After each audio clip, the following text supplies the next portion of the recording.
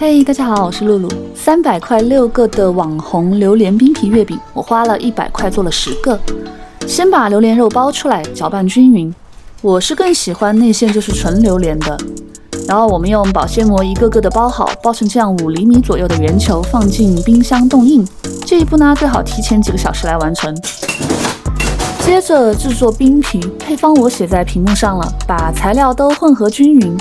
因为太粘手了，最好是用勺子或者刮刀来搅拌。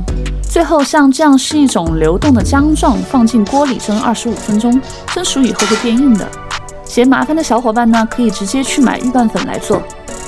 这个东西特别粘手，碗也不好洗，最好戴个手套。把之前的冰皮团给揉匀，就是那种把油全都吸收光了，光滑的状态。我是被网上双色月饼的美貌给吸引住了。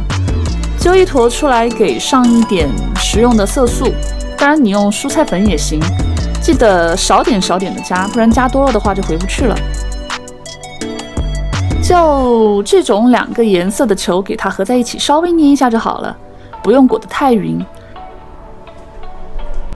再把之前冻好的榴莲给包进去，记得包一个拿一个，不然榴莲很快会化掉，你就白冻了。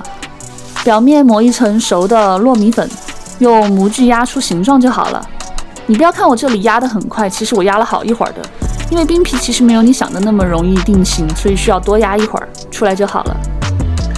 我对这个长相还是很满意的，最后出来了的话，记得要放冰箱保存，冷冻1周，冷藏3天。别看我这个没有网上那种爆浆的效果，主要是因为里边冰没有化，实际上真的好爽啊！我的榴莲实在是太大一坨了，差点没有塞进模具。